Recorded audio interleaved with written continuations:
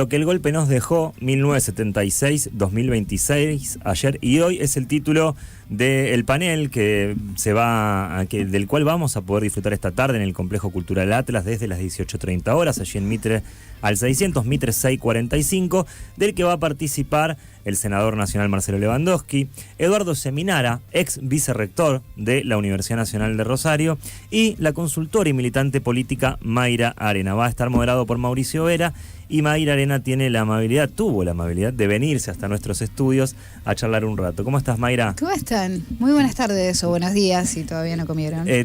Buenos días. Tenemos ese Buenos problema. días. En este noticiero tenemos ese problema. Son buenos días como hasta las 2 de la tarde. Hasta las 2 de la tarde son buenos días. Arrancamos a las 12. No pasa nada, yo los sigo a ustedes. Bien. 2 de la tarde, sino 4:30. Hay veces que almorzamos bastante tarde. Bueno, pero acá estamos. Pero el mate está bien, ¿está aprobado el mate? El mate está muy aprobado. Listo, sí, entonces sí, vamos con velocidad crucero hasta las 14 y charlamos con Mayra y tenemos montones de puntos, Licha, vamos. Bueno, llegaste hace un rato, pero sos habitué de venir a la ciudad de Rosario. Vengo muy seguido a Rosario. ¿Con qué ciudad te encontrás? Pasa algo con Rosario, sobre todo los que vivimos en Buenos Aires. También de Bahía Blanca, cuando vivía en Bahía Blanca he venido porque tenemos la ruta directa que viene. Pero pasa algo con Buenos Aires muy particular, y es que ustedes no son una distancia en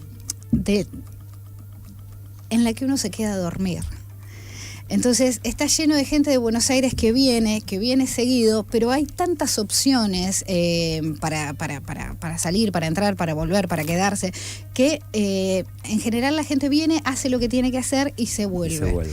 Intento no hacerlo en ningún lugar, sobre todo porque con las distancias uno puede caer en cosas engañosas, ¿viste? Vas a un lugar, te parece que lo conoces, pero no te quedaste a pasar la noche, o sea, hay cosas que no llegaste a ver, ¿viste? No alcanza con ir a con los barrios pasa lo mismo, ¿viste? Sí, claro. Vos vas a la tarde a un barrio, toda la gente te recibe, ¿viste? La amabilidad de los pobres, la generosidad, van a buscar la mejor silla, te traen la mejor silla, te convidan lo mejor que... Vos decís, pará, esta gente está fenómeno. Te quedás a la noche, se empiezan a recagar a tiros, ¿viste? Hay violencia doméstica, las cosas cambian brutalmente cuando se va el sol. Así que no me dejo engañar por esta falsa corta distancia que hay entre Rosario y Buenos Aires, e intento venir siempre y quedarme un par de días. Así que hasta el miércoles andaré dando vueltas. ¿Cuánto hace que venís a Rosario? ¿Cuántos años? Muchos años, porque fue un lugar donde mi hijo Joaquín una vez quiso venir como de vacaciones, entonces él era muy chiquito. Yo tuve una economía muy rara porque yo salgo de la villa a los 20 años y como no puedo sostener un alquiler, desvillerizarse es muy caro, porque ser villero es bastante barato, tiene muchos beneficios. Entonces al salir de la villa, intentar tener una vida normal, no lo pude sostener, me vuelvo.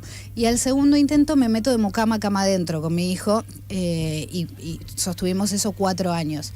Y ser mucama cama adentro nos cambia mucho la vida. ¿Por qué? Porque me quedaba el sueldo limpio. Entonces no pagaba alquiler, no pagaba comida, que es en lo que se nos va la plata a los pobres básicamente, y me quedaba el sueldo entero para mí. O sea, imagínense lo que deliré en esa época, los delirios, los consumos delirantes que había. Encima todavía quedaban restos de kirchnerismo dando vueltas por la economía.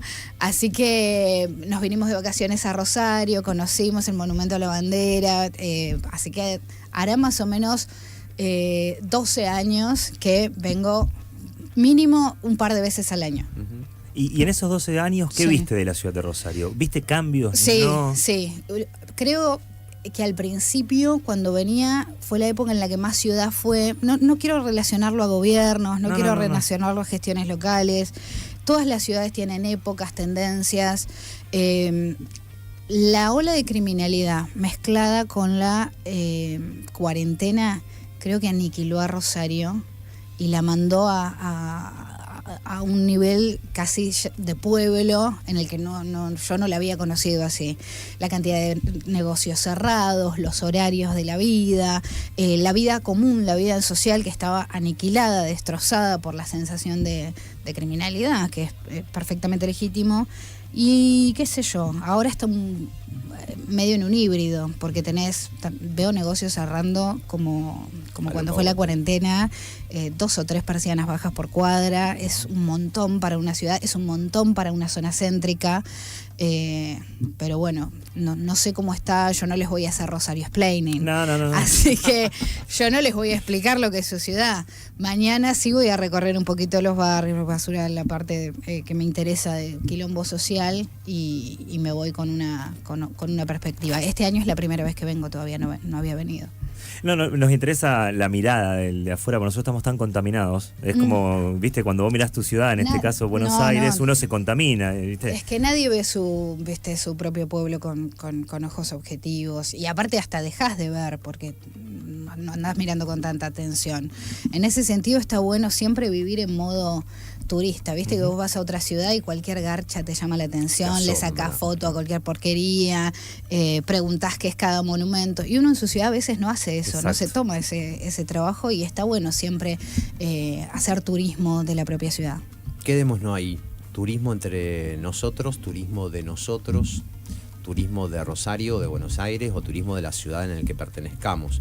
Y creo que de alguna manera lo que estamos diciendo como turismo y nos estamos entendiendo en esta charla tiene que ver con la pérdida de sorpresa por un lado y de sensibilidad que hubo por otro en la sociedad. Y quedémonos con el segundo término. Al faltar sensibilidad también se apagó la sorpresa que nos interpela y nos provoca poder accionar y hacer algo.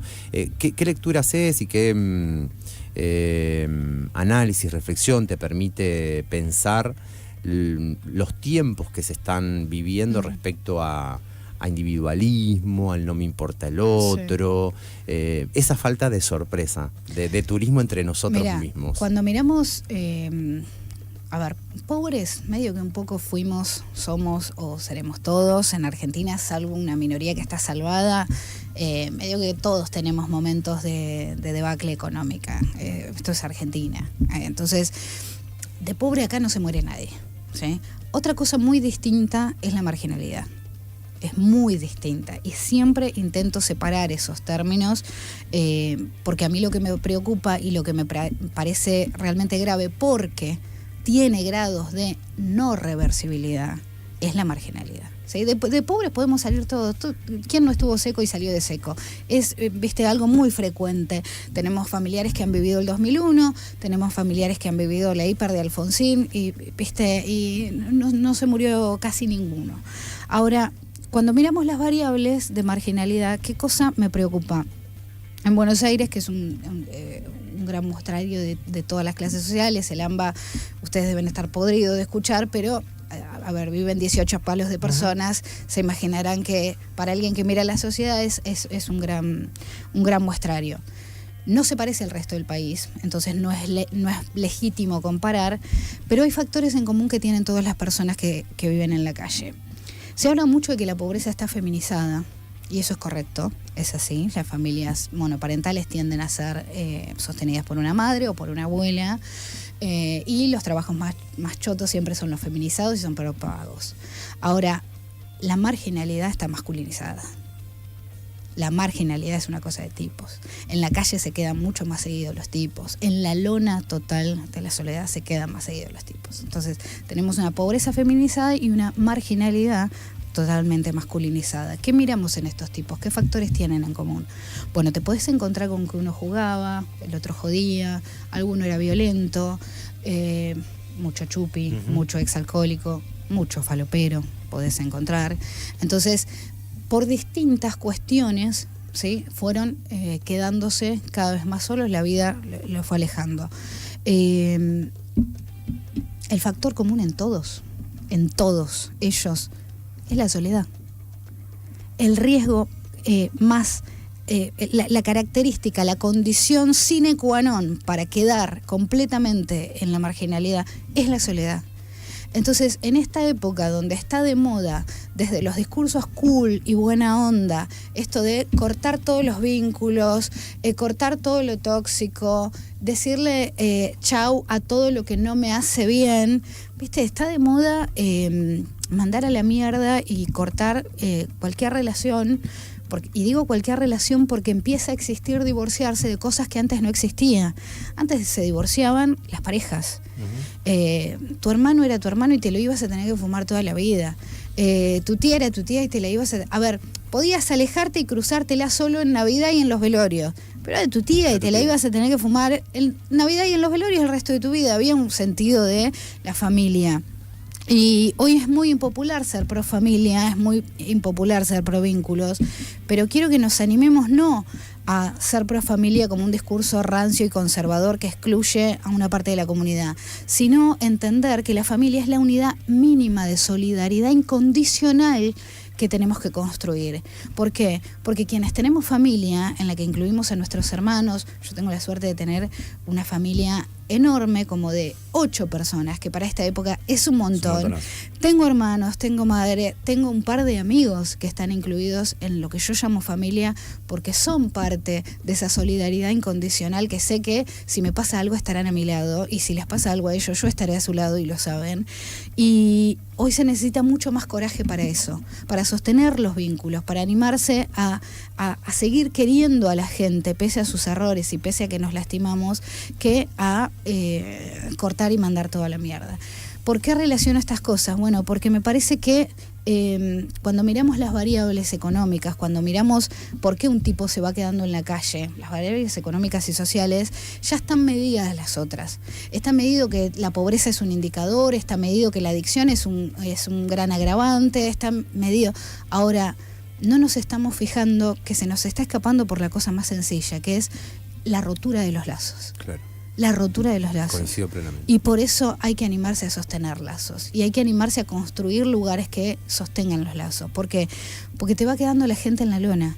Y hoy tenés gente de clase media baja con mayor riesgo de marginalidad que muchos pobres que tienen quizás una red familiar más grande o una red familiar más sólida, llamémosle.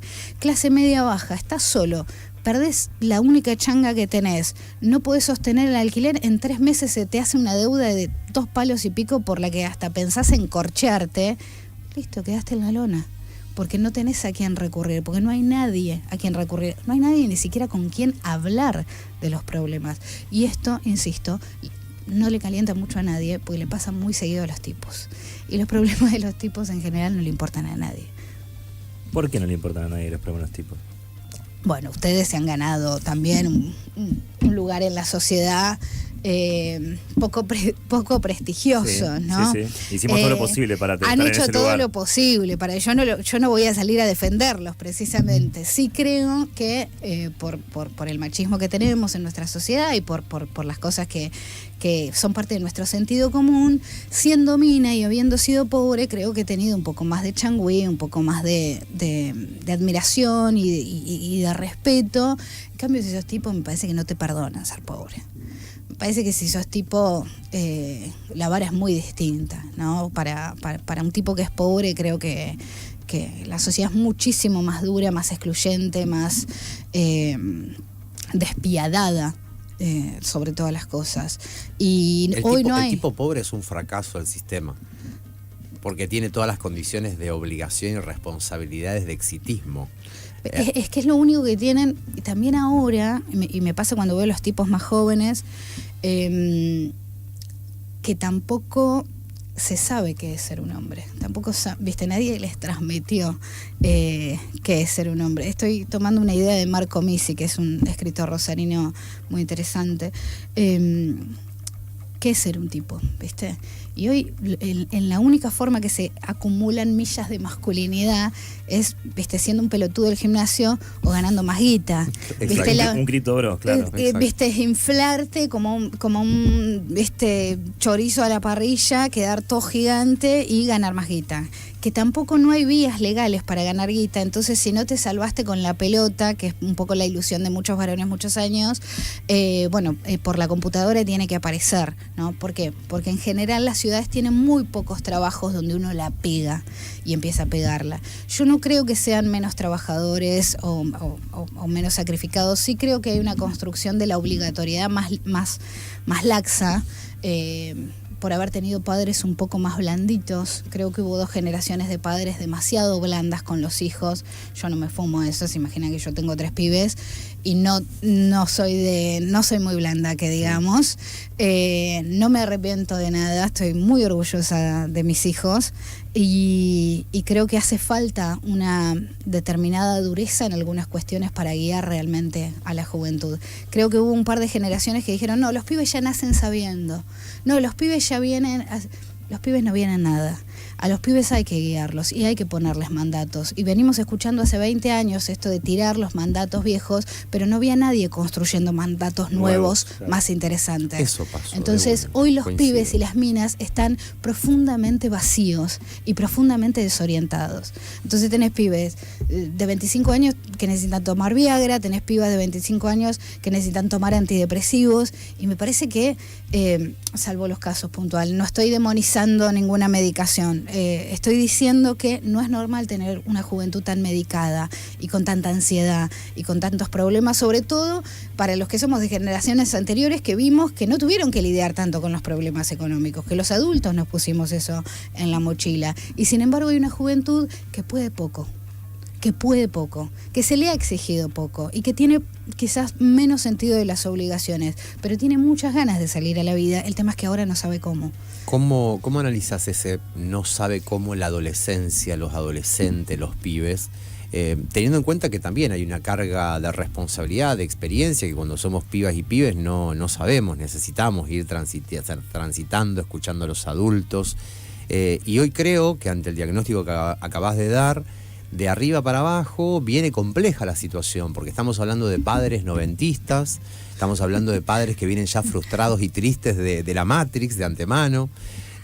¿Cómo pensar también? Padre noventista es triste. Yo soy de los 90. ¿Vos sos noventista? Pero padre noventista, no lo menciones nunca más delante mío, por favor, es muy deprimente. Pero hablo de madres y padres. No, es que el noventismo fue... Sí, por supuesto. Claro. Por eso, yo también, o sea, se entiende que es general. No, acá nadie te va a correr con ninguna letra. Yo creo que ocurren varios factores ahí, pero hay uno que me parece que no podemos dejar pasar con respecto a la infancia y a la adolescencia, sobre todo a la adolescencia, que es que desde hace rato la cultura y la cultura económica y la cuestión leguleya, la cuestión de las leyes de nuestro país, la llevan las clases medias altas, ¿no? Nos han gobernado, claro, siempre. Eso es más o menos así. El tema es que antes no se metían en algunas cosas y cuando empezaron a meterse en todo, para mí arrancó a pudrirse una cuestión. Los adolescentes no son niños. No son niños. Los adolescentes son adolescentes. Son personitas camino a ser adultos que no son niños. Sin embargo, legalmente están completamente infantilizados. No hay ninguna diferencia legal casi entre la adolescencia. Creo que lo único que, no sé, a los 16 creo que tenés votar y elegir, sí, con quién tener relaciones sexuales. Lo único que cambia y son 16, o sea, ya estás casi cerca de los 18. Y en una sociedad con tantos quilombos sociales, familiares, económicos como la que tenemos, tener a los adolescentes infantilizados, puestos en un lugar completamente irreal para la vida y los problemas que tienen, los deja de lado. Claro. Hemos quitado a los adolescentes de los lugares donde podrían aprender oficios, porque las escuelas técnicas hoy están vaciadas por una política nacional que las arruina, pero además porque los hemos quitado del mundo laboral, como si fueran niños que molestan. Después salen a la vida laboral a los 20 años, y a los 20 años nadie quiere aprender algo gratis o ganando muy poca guita. A los 20 años ya tenés necesidad de una persona de 20 años, querés laburos que dan guita. Entonces nadie aprende oficios, o los aprenden de grande o los aprenden a la manera, viste, con un curso. Uh-huh. Nadie aprende a la antigua, viste, yendo de pendejo a que te boludeen en un taller y te manden a comprar chispa a la ferretería y te manden a comprar un martillo de goma y aprender trabajando entre hombres, los varones o las mujeres, o mezclado, hacelo mixto si te gusta, como quieras. El tema es que se ha demonizado eso totalmente. Se ha demonizado la salida a la vida adulta de los adolescentes. Y es solo una cuestión legal y discursiva, porque en la vida real los adolescentes no están en la casa estudiando, haciendo los deberes, están medio perdidos, porque al no tener dónde estar, al no tener instituciones reales, al no tener dónde rebuscarse la vida, no están en ningún lugar. ¿viste? O están en la casa con el celular 10 horas por día, lo que me parece que no puede ser productivo ni beneficioso para prácticamente nadie. Es muy impopular decir que estoy a favor del trabajo de los adolescentes, pero estoy profundamente a favor del trabajo adolescente y creo que lo que necesitan hoy es más trabajo y más estudios que nunca, ser tratados como personas, porque la crisis los ha obligado desde chiquitos a ser conscientes de la realidad económica y sin embargo la sociedad les dice todo el tiempo, vos todavía no. Claro. Se sale muy distinto a la vida empezando a laburar por primera vez a los 20 y pico de años que habiendo laburado de pibe. Creo que son personas totalmente distintas las que se forman. El tema es que no se lo permitimos. Y los jóvenes que tenemos son más inútiles. Porque cuando uno no ha trabajado de nada, uno no sirve ni pa' bosta. Y está bien, es lo normal, porque uno no ha trabajado de nada. El tema es, ¿hasta cuándo vamos a permitir que los jóvenes sigan así? Claro. Si no le hacemos un bien a nadie. Hay algo que también me quedo pensando y con ganas de preguntarle, pero tenés que preguntarlo. No, dale para adelante, porque me quedé pensando en... Millón de cosas, sí, millón sí. de cosas. Que tienen que ver con que, por ejemplo, preguntarnos, ¿no? En general, ¿cuáles fueron los últimos debates país, los últimos debates que tuvo la Argentina sobre las pibas y los pibes, pero puntualmente las y los adolescentes? Y tiene que ver con la baja de punibilidad. De poder penarlo a los 14 años. ¿Qué lectura haces? Yo cuando hablo con los pendejos, ¿viste? Siempre voy a secundarias o a lugares así.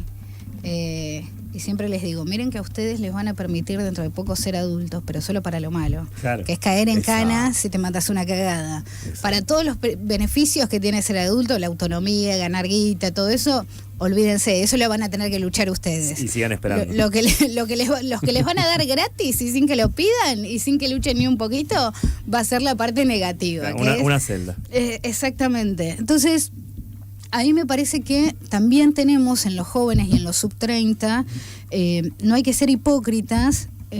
Yo tengo 34 años, pues mis hijos tienen 20 años, porque viste que los villeros tenemos todos la misma edad en las familias.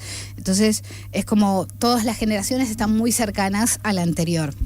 Mi mamá tiene 49 años, o sea, todos tienen la misma edad y hay una vieja, remil vieja de 100 años que es como la tatarabuela de todos y esas son las familias más pobres. Totalmente. Ahora, cuando pensamos en esta generación, vamos a decir los sub-25, los nacidos en este milenio, en este siglo. Bien.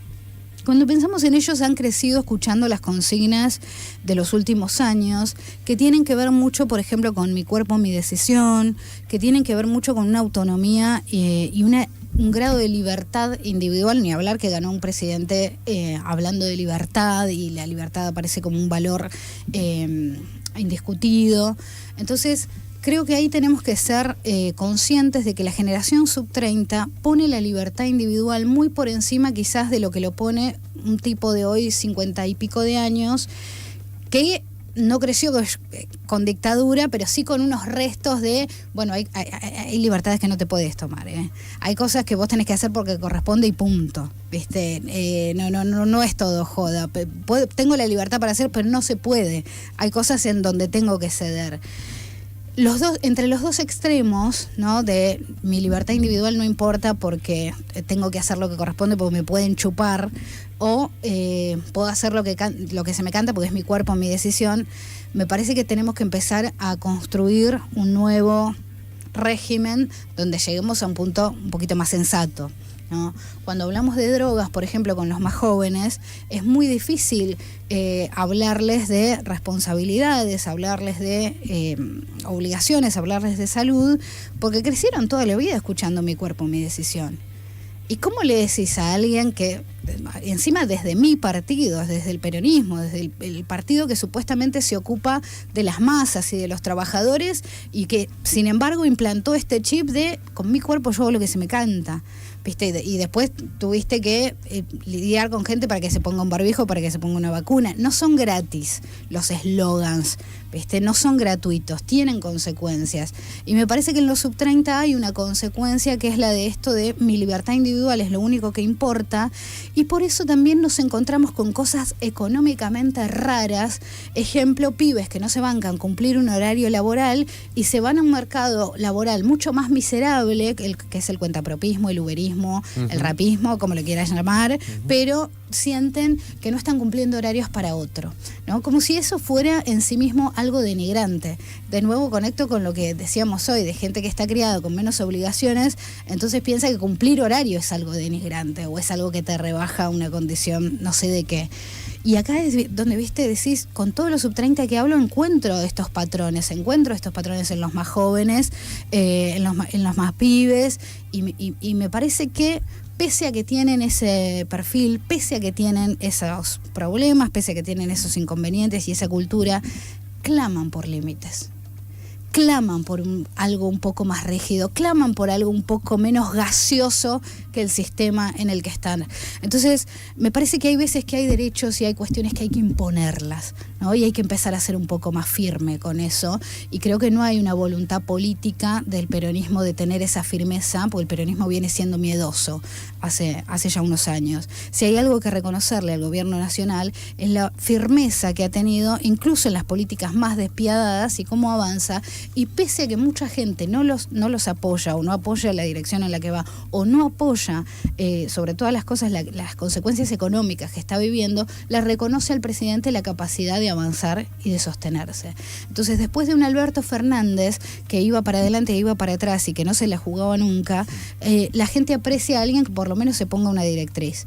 Eso ya está bajando, la popularidad de Milei se está viendo muy erosionada por las consecuencias económicas de sus decisiones, pero creo que necesitamos líderes políticos que tengan firmeza de decisión y que tengan la capacidad de imponer un nuevo régimen político, porque por cómo están las personalidades, las libertades individuales y por cómo está la gente absorbida en sus dispositivos móviles, teniendo una vida totalmente abstracta a través del celular, bueno, te va a costar un montón ordenar una sociedad así. Entonces vas a tener que ponerte firme con algunas cuestiones. Se me abrieron 2 millones de portales escuchándola a Mayra desde que entró a este estudio. Estamos hablando con Mayra Arena, que es consultora y militante política. ¿Cuáles son los desafíos? Porque te fuiste al peronismo, lo nombraste. Digo, ¿cuáles son los desafíos que hoy tiene el peronismo ante el avance de La Libertad Avanza, el avance de Javier Milei? Y ese descontento que empieza a verse por la situación o la crisis económica que palpamos en la Argentina. Bueno, para mí hay algo que queda en evidencia que es bastante grave, pero no sé si es lo que más nos preocupa hoy. Igualmente tiene que ser mencionado, que es, me parece que el peronismo no sabe ser oposición. No. Me parece que el peronismo no sabe ser oposición. Y esta cuestión de esperar tranquilos a que la gente se canse porque el modelo económico del antiperonismo va a fracasar, no nos va a salir siempre, puede no salir en algún momento, puede fracasar en algún momento, algún gobierno puede encontrarle la vuelta. Tenemos la suerte de que los gobiernos de derecha suelen ser tan criminales, pero tan criminales con la clase media, con la clase trabajadora, que te hacen el laburo un poquito más fácil. La gente se ahoga, quiere sacar la cabeza debajo del agua y termina volviendo a pedir, no sé si peronismo, pero por lo menos que se vaya que lo está asfixiando. Entonces, ahí queda claro que el peronismo de oposición no ha podido hacer mucho, por no decir prácticamente nada, y en los lugares en los que está bancando o sosteniendo para que no se termine de romper todo, no existe un reconocimiento de parte de la sociedad de quién es el que saca y quién es el que pone. Eso no está claro, no está sobre la mesa y termina siendo una política que es pan para hoy y hambre para mañana. Entonces, hay un par de vicios que tiene el peronismo que los tiene que perder. Lo que más me interesa a mí es la pobreza y creo que la gestión de los planes sociales sin egreso y sin fecha de egreso en la que se termina de necesitar a la política social para vivir, eso tiene que venir.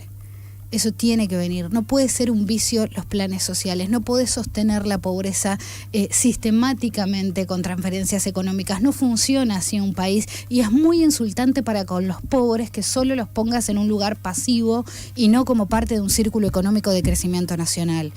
La inflación es otro de los vicios que tiene que terminarse. Entonces creo que lo que más necesita el peronismo es un equipo económico serio para proponer un país económicamente sostenible en el que, sin dejar afuera y sin hacer sufrir a los más postergados, dejes de ver a los pobres solo como receptáculos de derechos y de transferencias y de planes y empieces a armar con ellos un país en serio. A mí lo que me pasó es que lo que no encuentro en la oposición, sea en este caso el peronismo, son esas propuestas o esos proyectos futuros. Digo, el eslogan del año pasado fue frenar a Milei, pero no cómo frenar a Milei o cuáles eran las propuestas que podía tener el peronismo legislativo en este caso, porque fueron elecciones de medio término. ¿Ves como un vacío de propuestas o una falta de proyectos desde el lado de la oposición? Veo mucho miedo a las consecuencias de lo que puede pasar. El peronismo ha sido muy despiadado con otros peronistas. Esto es algo que nos cansamos de verlo. Está lleno de peronistas que parece que prefieren darle el mando a un opositor antes que darle el mando a un peronista que no sea de la facción interna de ellos. Y cuando tenés un partido así, tenés un partido con poca ambición de poder. ¿No? Te preocupan más algunas cosas que ganar las elecciones y gestionar. Claro. Y sobre todas las cosas tener un panorama político de las cosas que hay que hacer cuando tengas la posibilidad de gestionar. En ese sentido sí creo que hay mucho miedo, que hay una dirigencia tímida, que hay una dirigencia que cuando habla muchas veces puede ser hasta mediocre, con suerte, y obviamente que me preocupa, y que como peronista de las bases que soy y que he sido siempre, es una de las cosas que más reclamo, ¿no? Mi lugar como persona que intenta entender la pobreza, que es lo que creo que mejor entiendo por las distintas cuestiones que ya he contado hasta el hartazgo. Intento comunicar siempre en qué anda esa pobreza, porque va mutando, porque va cambiando, porque los riesgos de marginalidad van siendo otros, porque las desigualdades van, para algunos lados quizá disminuyéndose y para otros acrecentándose drásticamente. Y clamo una dirigencia que sepa qué hacer con eso, ¿no? Que sepa qué hacer con eso. Hay algo que marcaste al principio de la charla, que también te vengo escuchando en otras entrevistas, que es la desvillerización. Preguntarte sobre eso antes del final, o al menos para que marques, dejes el mojón y poder charlarlo en otra oportunidad, pero preguntarte también por el peronismo y sus dirigentes. El peronismo y sus dirigentes, y qué dirigente interpreta a los peronistas o al pueblo argentino hoy. Básicamente porque venimos ante una ruptura. Son dos preguntas re distintas. Completamente distintas, okay. Pero quería marcarle al oyente okay. Lo de la desvillerización, que me parece es algo que es súper interesante de escucharte, pero para seguir con lo del peronismo, preguntarte quién está hoy interpretando al pueblo argentino y a los propios peronistas. Antes de ayer fui a una escuela en La Pampa, que hicieron como una escuela modelo en la que metieron a todo un barrio, armaron una comunidad hermosa y están sosteniendo, digamos, es una escuela que se ocupa además de los quilombos sociales, cosa que para mí no le corresponde a la escuela. Yo creo en la escuela como un lugar de instrucción, pero el laburo que hacen es muy hermoso, y lograron mejorar algunos indicadores de deserción, de ausentismo sobre todo, que es algo que es el problema del momento en la educación. Y yo les dije, la verdad que los felicito, porque una de las cosas más difíciles con los villeros, o con los pobres villeros, es lograr que se junten con otros villeros. Como hay falsos villeros en la tele, como está lleno de gente que se hace pasar por villera, creen que ser villero es ser antichetos. El villero no es antichetos, el villero es anti otros villeros. Quiere mandar a sus hijos a otra escuela, quiere que sus hijos se junten con otra gente, quiere no saber nada de este barrio de mierda, donde todos son unos negros de mierda, menos yo obviamente, donde siempre hay una excusa moral y material para enunciarme por encima del otro, ¿no? Yo puse membrana y estos viven así nomás, se les llueve todo, o yo enseguida cerré mi casa y estos viven con la puerta abierta como si fuera un conventillo. Siempre hay cuestiones conductuales, morales y hasta laborales, sobre todo, que hacen que algunas familias se enuncien, se sientan por encima de otras. Ustedes arrancaron muy bien conmigo por dos cosas. La primera es que no me dijeron o no me pusieron en un lugar de villera, cosa que agradezco porque yo no me percibo así, y no me dijeron que me imaginaban más petiza, que es lo que me dice todo el mundo, y estoy muy cansada. Yo pensé que iba por otro lado, digo, no metimos la pata en algo. Y estoy muy cansada de que la gente piense, quiero que ustedes atestiguen, por favor. No, tiene una altura impresionante, que yo no que es otra soy cosa, petiza. claro. Sin tacos, y sin que tacones. Yo no soy y viste, es una cosa que me indigna. Claro. Es una cosa que me indigna. Ser villero es un conjunto de características estéticas y conductuales que se ha convertido en un problema en Argentina y se ha convertido en una subcultura en Argentina. Entonces, a mí me parece que en un momento vamos a tener que volver a la escuela que no solo instruía y era buena siendo pública, porque la privada era para los vagos que no querían estudiar, sino que era tan buena que aunaba y reunía a los hijos de los ricos y de la clase media con los pobres, ¿no? Yo tuve la suerte de ir a la escuela con hijos de médicos, que para mí era lo mismo que ir a la escuela con el hijo de un astronauta, claro, o el hijo de Arnold Schwarzenegger. Para mí era más o menos lo mismo. La distancia que había entre mi casa y un médico era más o menos la misma que entre mi casa y una nave espacial. Entonces, renunciar a esa lucha, o peor, tener dirigentes que idealizan la cultura villera pensando que es una cosa más de la vida, como si fuera la decisión entre escuchar rock nacional o jazz o tango, me parece de una hijaputez y de una hipocresía perversas. No tengo nada bueno que decir de la villa, salvo las cosas que uno puede celebrar y enorgullecerse una vez que se va de allí, ¿no? Una vez que se va de allí, recuerda con ternura y con cariño la solidaridad del barrio, el amiguismo, el compañerismo y esas cosas lindas que tiene y que solo son el legítimo rescatarlas o celebrarlas si somos honestos y decimos que no son un ideal o un propósito para la sociedad. Yo no estoy a favor de la gente que dice no, porque yo hace 20 años que piso los barrios y el bar. Yo pienso, hace 20 años que vas y están igual, hijo de puta, y sos gobierno. O sea, ¿cómo no se te cae la cara para decir que hace 20 años que vas a pisar el barrio y en 20 años no les pusiste nada? Me parece de una perversión y un cinismo inconmensurables, y creo que la gestión de la pobreza es una de las cosas que más drásticamente tiene que cambiar el peronismo. La otra pregunta creo que era más corta. Era villerización, desvillerización. Que en definitiva estás entrando a ese punto porque tiene que ver con, tomate un poco de tu mate, tiene que ver con entrar a lo que venimos hablando. ¿Qué proyecto de país hay? Y cuando me pregunto esto y les pregunto... Igual estamos todos más villeros. Cabe decir, el país está más villero que nunca. ¿Y cuándo empezó la villa de emergencia a instalarse, Mayra? ¿Cuándo empezó? Porque venís a hablar de eso hoy a la tarde, al Atlas. Que tiene que ver con el neoliberalismo para acá. Bueno, ¿cuándo arranca? Yo sí voy a hablar de eso. La villa de emergencia en Argentina, la villerización... Hay algo que pasa también mucho en el interior, y pasa también en el conurbano y pasa en la capital, que es que en ningún lugar te dicen, bueno, acá se cayó la clase obrera y se formó una villa. No, en todos los lugares te dicen que la villa vino de afuera. Claro. No, porque nos mandaron gente del conurbano, los trenes, y armaron una... y en el conurbano te dicen, no, porque esto es toda gente de los países limítrofes o gente del... No hay pobres autóctonos en Argentina, ¿viste? La pobreza parece ser siempre enchufada por otro lugar.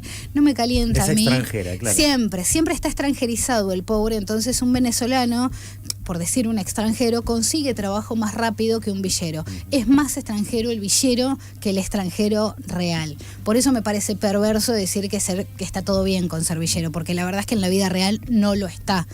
Cuando tenemos un panorama en el que la sociedad se ha villerizado, digo yo, porque más allá de la cuestión económica y de la villa de emergencia, la clase media se ha bajado de cierto capital cultural, ¿no? Ya no importa. Y creo que eso, ahí soy muy poco romántica y que me perdone la escuela peronista, pero ahí yo creo que hay muchas cosas que van de arriba para abajo. Yo creo que muchas cosas van de arriba para abajo. Y tener una clase política y con una línea en educación o en arte y en ciencia pero tan marginal, es imposible que eso no derrame hacia la sociedad. Y creo que nos merecemos, así sea desde el antiperonismo, una clase política con un poquito más de cultura y con un poquito más de ética, porque es desastroso lo que se ve hoy a nivel nacional. Recién dijiste algo, estamos más villeros que nunca. Re villeros. ¿Por qué? Estamos todos. ¿Qué ves? ¿Qué identificás? Y hay muchos, Todos bueno, estamos yo villeros. trabajo en la consultora, yo hago consumo masivo, ¿viste? O sea, Sí. laburo para marcas de gaseosas, de lácteos, de cosas. Yo no laburo para la política, por eso tengo la impunidad Mira de vos. decir lo que se me canta y hacer lo que se me canta, ¿no? Yo tengo mucha suerte. En un viaje conocí a un empresario. Yo cuando ya me estaba cansando de vivir de las charlas, porque me aburre bastante, en un viaje conozco a un empresario que me pregunta, che, yo voy a poner un local en una villa, ¿qué me recomendás? Y yo le digo, mirá, sé lo que hacen todos los negocios de barrio, pon espejos grandes. Los pobres no tienen espejos grandes en la casa, van a ir aunque sea para mirarse. Y fue como si le hubiera dicho, Claro. no sé, pero La fórmula de la Coca-Cola le como diste. si le hubiera dado una verdad revelada. Me dice, bueno, preparé una charla para todos mis gerentes. Yo digo, bueno, esta es una empresa de las más grandes de Argentina, no voy a decir cuál es, pero si entras a la consultoría con ese cliente, medio que entras Te abre jugando las en puertas primera. para Sí, otras, sí, claro. sí. Pues yo si hay algo que tengo es buena suerte, pero a nivel científico. Entonces de ahí arranco a laburar, de hablar con la gente de las marcas, de los locales, de qué comprarían. Y obviamente aprovecho para hablar de la vida, de las cuestiones de la vida. Y me pasa con la clase media baja, que siempre fue la más dura en términos antivilleros. O sea, no hay nadie más antivilleros y fascista que alguien que vive en la villa o enfrente de la villa o a 2 cuadras de la villa. Claro. Creo que ahí nace, de hecho, el antiperonismo popular. Esto de que los pobres y los trabajadores sean fuertemente antiperonistas. Nace ahí.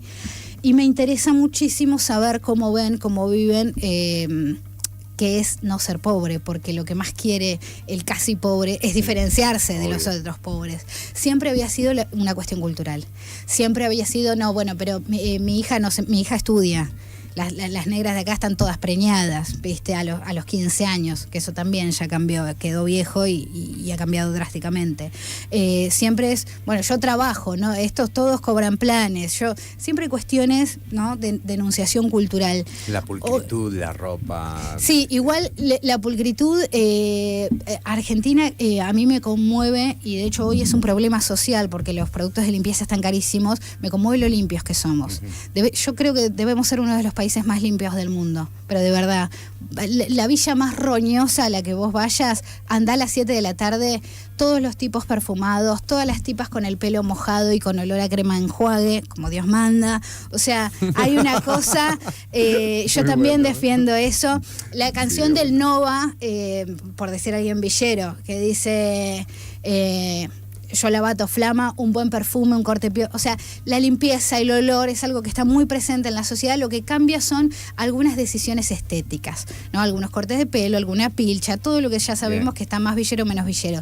Sin embargo, años de una relación tóxica con el dinero, que es inflacionario, que no hay guita, que hay que gastarla porque si la guardás no sirve de nada.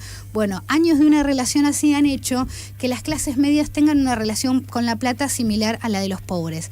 ¿Que cuál es? La de cobro y la vivo. Y después voy viendo. El clase media también tiene que pagar una estructura, tiene que pagar un alquiler, una prepaga, una obra, o algo, cosas que lo hacen sentir de clase media, colegio de los chicos, cositas que varían en cada hogar, pero que lo hacen sentir de clase media. Paga, la vive, es decir, pide delivery, toma Uber, la vive una semana. Sí, después. ¿Qué semana? Semanón, pero... Eso es muy villero. Claro. Así vivíamos nosotros con el Jefes y Jefas. Y no me parece, loco, no me parece. Hablábamos con Mayra Arena en nuestros estudios aquí en calle Urquiza 2050. Esta tarde va a estar en Mitre al 600, Mitre 645, Complejo Cultural Atlas, desde las 18:30, participando de un panel junto a Eduardo Seminari y Marcelo Lewandowski. Lo que el golpe nos dejó, 1976-2026, ayer y hoy. Modera este panel Mauricio Vera, y se va a poder seguir, quien no pueda ir al Centro Cultural Atlas, por el Instagram de Marcelo Lewandowski. Marcelo Lewan. Igual si pueden venir, vengan. La presencialidad siempre es otra cosa. Siempre es mejor. Mayra, gracias por venir. Gracias por estar. a ustedes. Estuvo muy buena la nota, creo. Estuvo muy linda. Bueno.